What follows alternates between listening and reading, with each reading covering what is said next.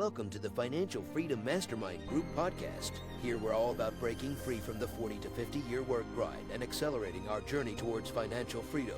Join us every Wednesday at 7 p.m. Eastern as we explore different types of investments that can fast-track your path to financial independence. We serve as a hub for connecting with fellow members during our sessions so you can share successes, ask questions, and keep the momentum going.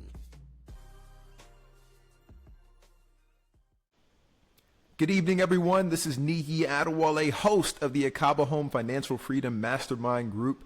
And tonight we are joined by someone who's redefining financial planning and what it looks like in the modern era. We have Joel Miller, who is the founder of Flames Financial Planning, a flat fee membership-based firm committed to bringing peace and freedom to your financial life, regardless of your net worth. Not only is Joel a certified financial planner, but he bundles everything from investment strategy to tax filing to estate planning into one accessible model. And he's also a 3-time half Ironman athlete, which we'll get into a little bit because that takes definitely a lot of effort and energy put in. But Joel, we're happy to have you here, man. Thanks for joining us. It is an absolute pleasure. Thank you for providing an amazing place. I'm looking forward to tonight. Come on now. And we were talking about a little bit off camera, but you are from the Twin Cities, and we have all been watching your Minnesota Timberwolves. Are they going to be able to pull it out and make the comeback or what? Is it Ant-Man or Cant-Man? I'm not really sure right now. He needs to be a leader, and he needs to score a lot more points if we're going to pull it out. That Thunder team is deep, and they are strong, so it's going to be a tough one. Come on now. Well, we are rooting for them. Definitely want to see a good series. But one of the things that you've built that really interested me, and I was excited to get you on the podcast, is when you talk to a lot of different financial planners, a lot of them have some incentive on the back end to put you into something like mutual funds and things of that nature. But you've built it in a way where you can actually help somebody, right, by looking at all different types of investments and not just benefiting from one. And so what made you even come up with this idea of building this group? Yeah, it is time for this industry to change. It has been too long. It has been the same for so long, and we need more people thinking the right way and doing the right thing. You should not be put in mutual funds that you don't need to be in with high expense ratios. Those days are gone. You don't need to go to investment products or real estate products because someone else is making a large commission off of that. So what I'm trying to do is trailblaze a new industry of flat fee financial planning where it is a one-stop shop. Traditionally, a lot of people would love to help you with the investments and the planning, but it is time for your investments, planning, tax filing, and estate planning to all be covered under one subscription, because when you do those at different places, errors start creeping in, mistakes start creeping in. There's a loss in communication. So it is so cool to provide a platform where someone can really try to offload a lot of small and major financial decisions, and we get to walk through life together. Come on now. And there's nothing like it. And the piece that I always go back to is my personal story. And so for the longest time when I was working, in college, right up until my first full year of corporate work post-college, I was the one filing my own taxes. There was just something in my head saying, you know what? That's for wealthy people. That's for those that have already kind of gotten established. And I shouldn't be looking at that. And I feel like a lot of people have the same misconception when it comes to wealth planning and just that whole financial picture. What would you say to those folks, and how are you changing that? That is music to my ears. Come on, because everyone files a tax return. Whether you have to be an expert in your area, we're then expected to have this expert of speaking a different language of like your finances. And if you're a little bit behind, or if you didn't come from the same background as someone else, what boggles my mind and makes me so fired up about this is the wealthy get to stay wealthy because someone taught them how to do it. So it just stays at that upper class and never trickles down, because the blue collar, the average American, the people that work so hard don't get to learn this. So everyone files a tax return. I'm on a mission to say, hey, you don't have to file your own tax return. Someone should be able to do that for you, and that should be covered. So I just love that you mentioned that, because it almost feels like imposter syndrome, right? It feels like, wait a minute. I'm working with a tax professional, like someone else is doing my tax return. I don't have to do that. That is something that just brings joy to my heart, is when you get treated like wealthy, because you are. Like, everyone is wealthy here in the US compared to other countries, other nations. So we are wealthy, and it's time to do something with that. Yeah, and I love what you just said because you're spot on. When you look at the worldwide, U.S. is easily in the top 10, probably top like 5 or 1% of the wealthiest in the world when you look at what we have here. And I think that kind of just gets lost in the shuffle in the day-to-day when you're trying to grind and get more and more. But one of the things that kind of pops to mind as well, based on what you're saying, is, and this is what you said even earlier, being able to have a one-stop shop for all these pieces, right? So you offer everything from the tax filing to the estate planning in one model subscription. How does this help clients actually follow through on their planning and see the success on the back end? Man, I just love that question because for so long and so many advisors have to say, hey, I'm so glad that we work together, but we don't do tax planning or we don't do tax filing. Sorry, you want an estate plan? That's going to be an upcharge from the price that you're already paying. And some people are paying a lot of money to work with a financial planner, and they're not even getting some of these basic needs covered, right? So it feels good to actually encourage change and help them stay accountable for that. Because one of the best things about this industry, it's a trust relationship business. That's truly what's at the root cause of walking through life with someone, whether it's goals or accounts or saving, taxes, estate planning. If I tell someone to go get their estate plan done, I give it a 20% chance that it ever really gets done, maybe, right? But if that's covered and I can help them with that, if I can hold their hand through that process, the chances go up of that actually getting done on time within a timely manner. Come on now. And to that point, what does it look like when you have an initial conversation with a potential client? Because I can think of a couple in my world where I'm like, hey, I should connect those guys with Joel to have this conversation. So what does that look like on the initial consult that you do with people? We dig into goals. This is so much about goal setting. What do you want to do? What are your financial goals that you want to achieve? And then maybe what's one that you didn't think would be possible, right? And I'm going to hold you to that because I think we only grow if we set the bar very far in advance. Trust me, we'll talk about this later. I never ever imagined doing a half Ironman, but someone helped hold me accountable to that goal, and I never thought I'd be able to do it. And now I love it. It's the same thing with our finances. You didn't think you could retire at 59 and a half? Maybe you can. The earlier you start talking about that and the more that you have someone hold you accountable for that, the chances of that coming true skyrocket. So I want to get to know you. I want to make sure it's a good fit. Are you a good fit for the member? Is the membership going to benefit you? I don't want to hurt you financially. I want to help you. I want to walk with you, right? So that's what it really comes down to is what are you looking forward to? What do you want to do in the next 1 month, 3 months, 6 months, 5 years, and 30 years down the line? So we talk about it's deep and it's wide, and I love it.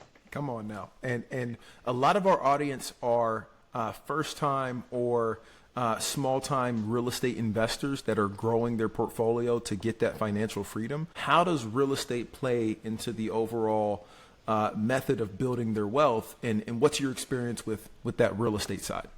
Diversification, right? We don't want to put all of our eggs in one basket. So whatever it is, don't over leverage yourself, and make sure you know what your highs and your lows are, because there's lots of ways to build wealth. We're in America. How cool is that you could choose option A, B, C, or D? So what we want to find is, how do you want to build your wealth? How do you want to pave your path? And what does that look like? So that way we can do some projections. And one of the key things is not just writing down your goals, setting them, locking them away, and coming back in 10 years. It's about the journey. It's about making adjustments and changes along the way. I think of it like as an endurance athlete. I think of it like when I'm going through a race, every mile there's an aid station. So that way, what do you need? You need some food, you need some water, you need some fuel. You want to re-grab yourself and get the energy back. And that's how I feel about financial planning and the journey, right? It's like, all right, what works best for you? We're going to look at different methods. We're going to evaluate and analyze all of that together. And I think real estate, man, especially in the last 10 to 15 years, what a powerful wealth building tool. Yes. And I love what you talked about a little bit earlier in that analogy you made about when you're running these half Ironmans, right? And they have these aid stations. And a lot of that kind of goes hand in hand, right? Because they say how you do one thing is how you do everything.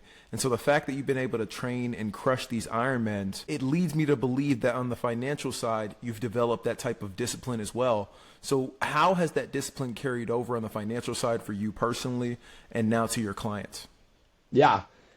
The race day is a culmination of all the training. It's just one day. It might take you 6 hours, depending on the race you're doing. It might take you longer or shorter. Maybe it's a marathon, maybe it's a triathlon. That is a culmination of all of the hard work you put in beforehand. So if you don't put in that work, if you don't put in that time and that grind and those little days that add up over time, it's going to set you up for either success or failure come race day. And that is just how it also comes to our personal finances and our goals, our career goals, our savings goals, right? When we get up to retirement, it is going to be a culmination of all of the things that we did for the last X amount of years. Were you willing to put in the grind? Were you willing to allow compounding interest to do its hard work? Were you willing to delay gratification to buy that next home or to max out your 401k? Whatever it is about time in the market, not timing the market. And one of my favorite sayings is a little number multiplied by a little number over a long period of time turns out to be a pretty big number. So it is a marathon. It's not a sprint. So we can't expect it to be a sprint. 100% agreed. And those that try to get into whether it's real estate investing or the wealth building journey in general and do it quickly tend to lose the money that they put in initially, right? You have to have a long-term mindset and understand that this is not, hey, let me run as fast as I can in the first mile. No, you need to be consistent over the whole time, and that's how you finish the race.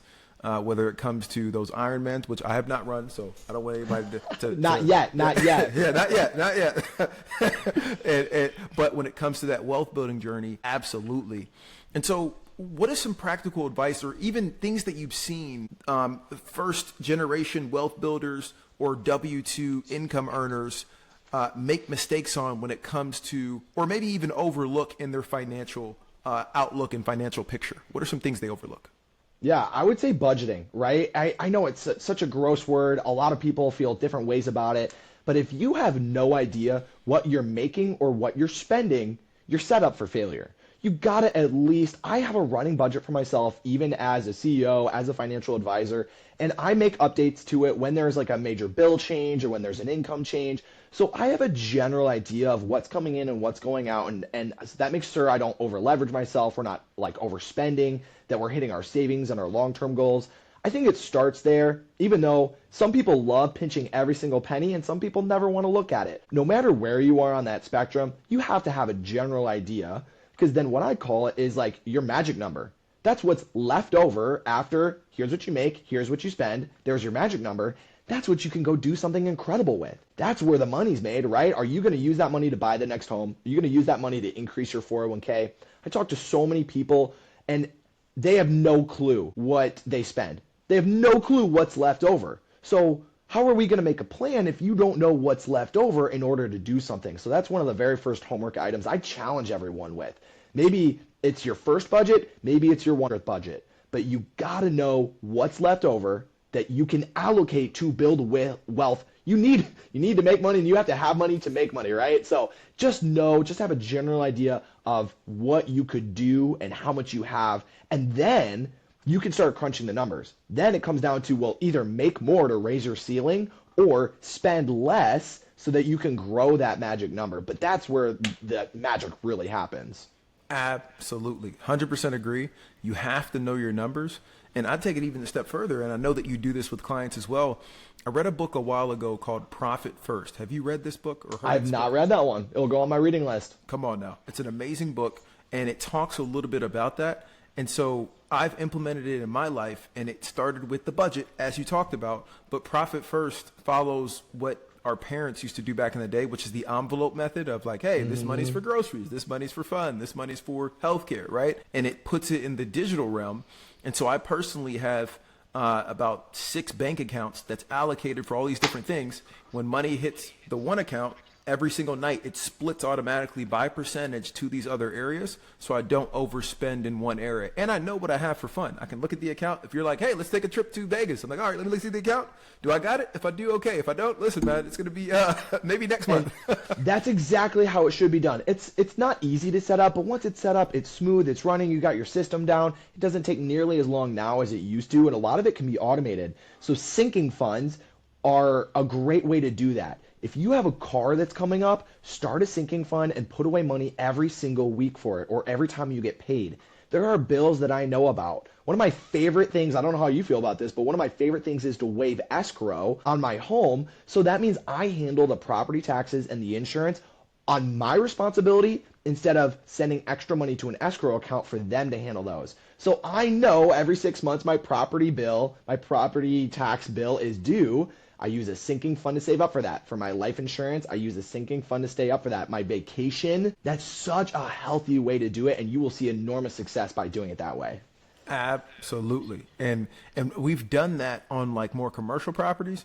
On the smaller properties, I get nervous about it. And this is just me personally. Like It makes perfect sense. You should have that money in your hand and not be giving it to the bank to go hang on to, because you may have an opportunity or be able to get interest on it. But you get so many over time that I don't want to forget to pay it.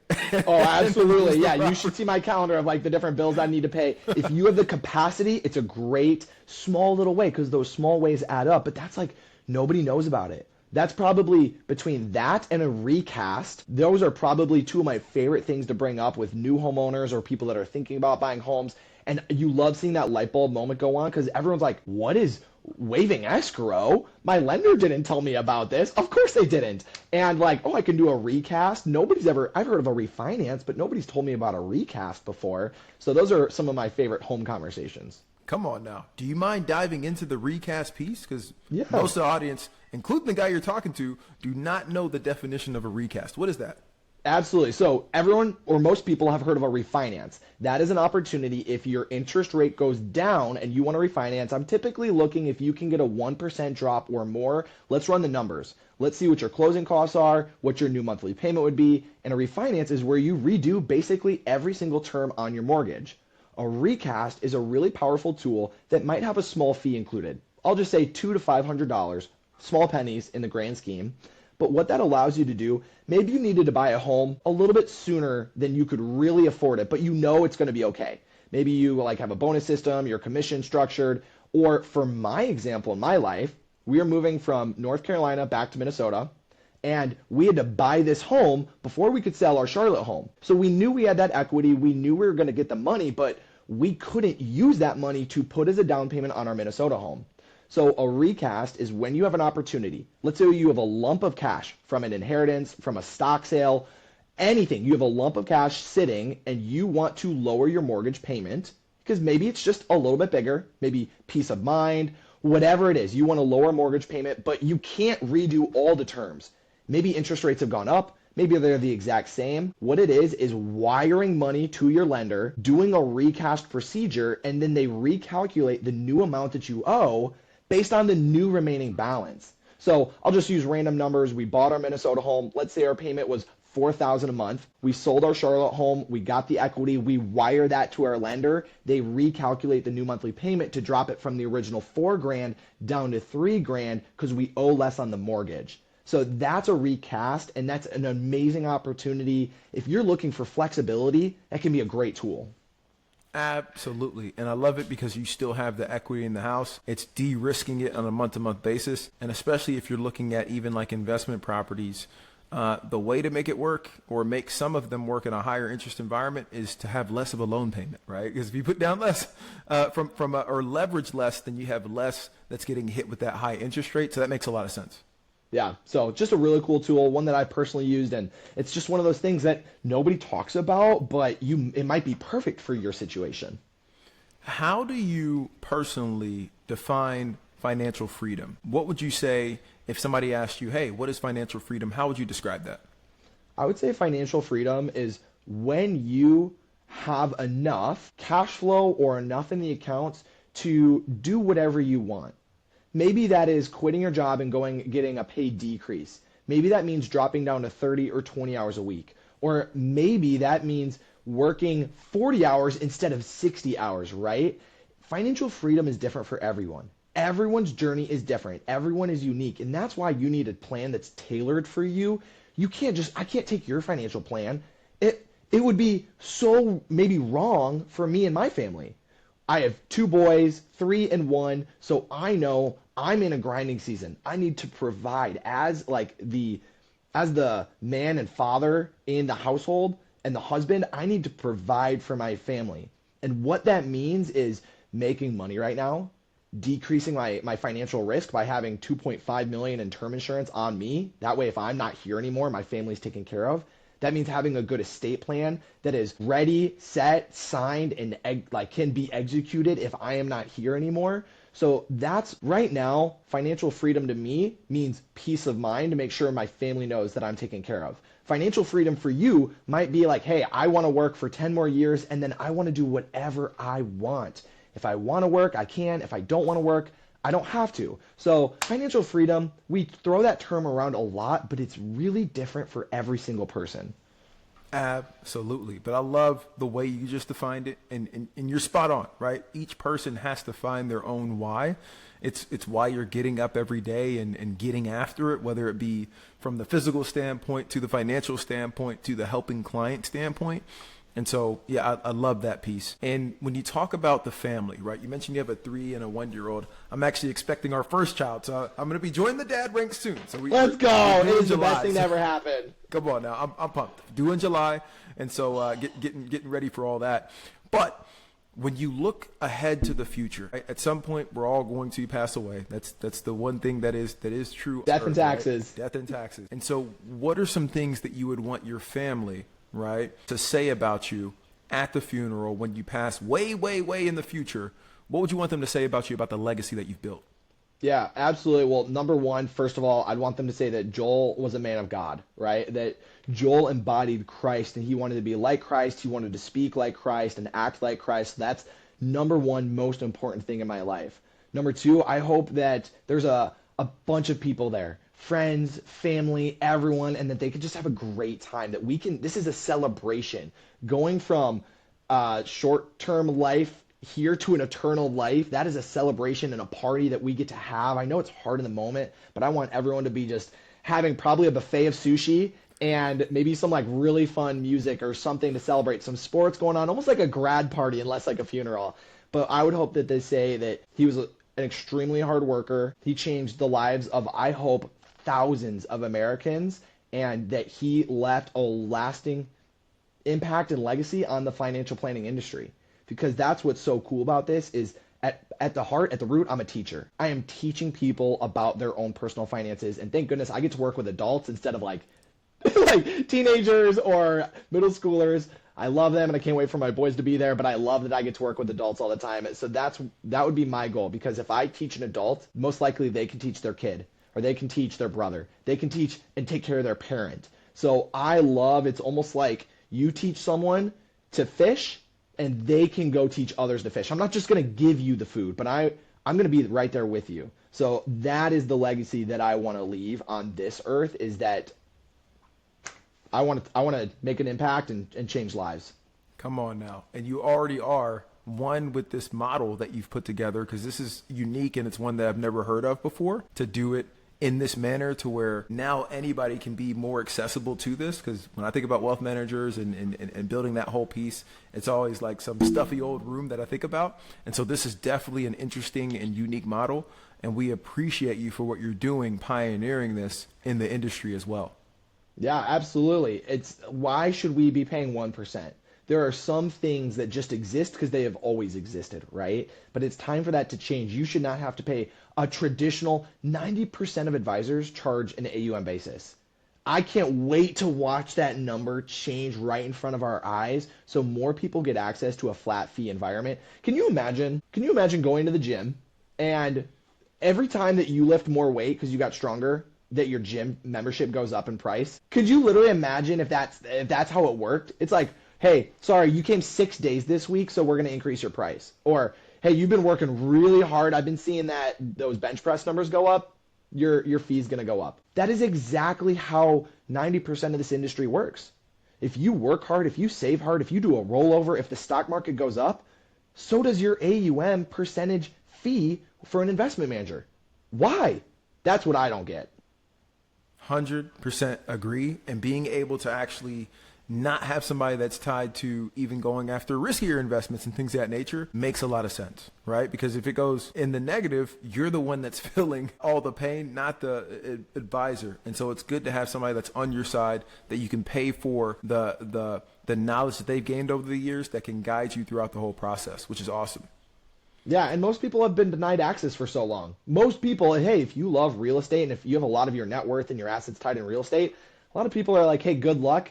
Maybe talk to me if you sell all those properties, right? Because they're going to require that $500,000 to physically manage, or that $1 million or that $2 million to physically manage for you. That's hard if you're in the real estate business because you have a lot of your assets and equity tied up. Or that's hard as a 25-year-old. That's hard as a 30 or 35 or 40-year-old.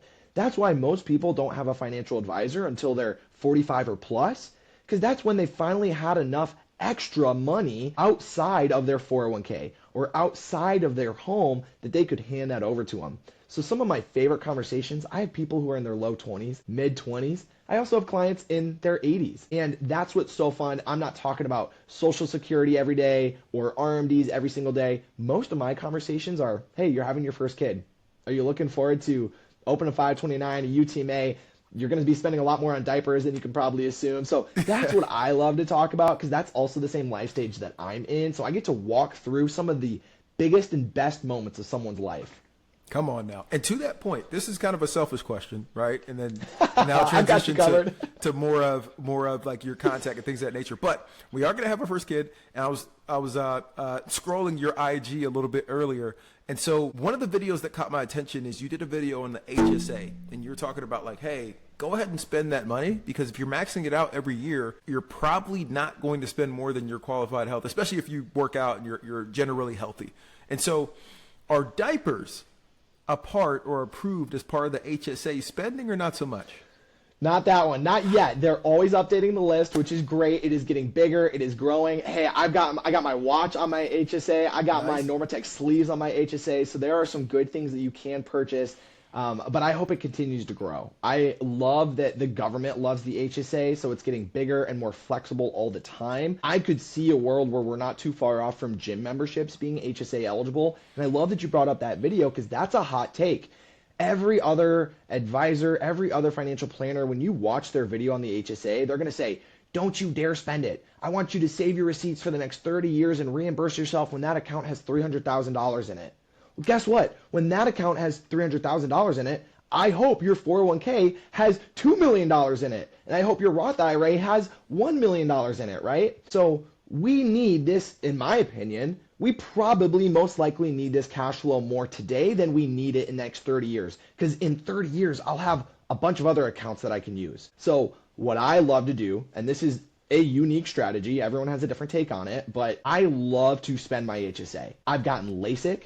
We've birthed 2 kids. We've gotten stitches for my 3-year-old. We've done everything, every prescription, everything that is HSA eligible. I love. I'm going to lock in the double tax advantage right now. And I still have over $35,000 in my HSA because I max it out every year. And our health expenses, like you're never going to have most likely that many health expenses. So I think you can get the best of both worlds where I lock in the tax deduction, help with my cash flow today, and then also invest what's left over. 100% agree. And it's one where as soon as my company, when I used to work for a company before going full-time entrepreneur, offered the HSA, I moved over to it. I rolled it over to my personal and I still invest in it actively and it grows pretty quickly. And for most people who are going to be active and healthy, you're not going to use a heck of a lot of it, throughout the year. And so you should be using it for those qualified expenses. That makes a lot of sense, Joel. Yeah, and you can still invest it. Like I said, I have over $5,000 in the cash portion if there's immediate health needs that we need it for. And then I have over $30,000 in the investment portion itself. Whether you're single and it's about $4,000 or joint and it's about $8,000, even through 2 kids and LASIK and everything else, I still have that excess in there. So you can get the mix. I'm just not afraid. I don't want to keep receipts for 30 years. And guess what? What if the government changes the rules? What if they say you can no longer backdate pre like health expenses that you used. Oh yeah, you have that receipt from 20 years ago. We're not gonna like deem that as valid anymore. So I just don't need to rely on those, like the current laws existing for the next 30 years. So I think you can get best of both worlds, but I am not afraid to use my HSA for qualified medical expenses today. Come on now. And Joel, if anybody that's listening or listens in the future wants to get a hold of you and potentially join the group and learn more from you, how can we reach you? Yeah, absolutely. And I think there's a question that just came in about thoughts on paying your children. This is an amazing strategy if you can legally do it, right? It is hard and there are rules that set up, but that shouldn't mean that you shouldn't not do it. If you're eligible and you have a business where you can give them roles and responsibilities and pay them the correct number, you're going to get in trouble. You're only going to get in trouble if you get audited and if you are breaking the rules. So I would say work with a really good CPA or a good financial planner that can help make sure that it's set up correctly, accurately, and the rules do change. So don't just take the advice one time and do that same thing for the next 5 years. Stay accountable, walk through someone, and help set that up, because that can be a very powerful tool to help decrease the tax bill and pay your kids for job responsibilities that they are age appropriate for. Come on now. And to that point, and then I want to circle back on your contact, and then we'll go back to more questions from the audience as well. When you look at kids, right? One of the things that I've heard, and we need to look more into this because we're getting close to our firstborn coming, is doing like Roth IRAs and things of that nature from birth, right? And having that grow over time. Is that something that you've looked into? What do you recommend with that for kids? Yeah, 100%. I would say the two best accounts today that are eligible for pretty much any kid is a 529, depending on if your state allows to do a tax deduction on the way in. It's usually not very much, but hey, I'll take any way to decrease my tax bill. So here in Minnesota, we're able to get a slight tax deduction depending on where you are in the U.S. It's a little confusing. Almost every state has a state-specific 529 that you can use, but you don't have to use. So there's a tool out there that will tell you, hey, if you use the Virginia 529, you'll get a state tax deduction. But in Florida, you won't, obviously, because they don't have state income tax. So that's a really good one. And I like to do that and a UTMA. A UTMA is just like an investment account with your name and the minor's name attached to it. So you can start putting in a little money over a long period of time. You could use that for clothes, for a car, for college, for a wedding. You can use it for anything. So those are two really good ones. The minor Roth, awesome, incredible. Take advantage of it if you are paying your children or if they have earned income. So if they go get that job that is earned income that they paid taxes on, encourage them. Say, hey, you're working really hard. You're working at a sandwich shop. If you put in $100, I'll give you $100 to put into it, right? Help boost some of that. So that way you teach them and they can start doing that at an early age. Most people don't get their Roth started until way too late. So that's a great way to help them out earlier on. Come on now. And with the minor Roth, is there a minimum age limit, or can you start that right from birth? You can start that at any age if they are making money. So that's the hard thing.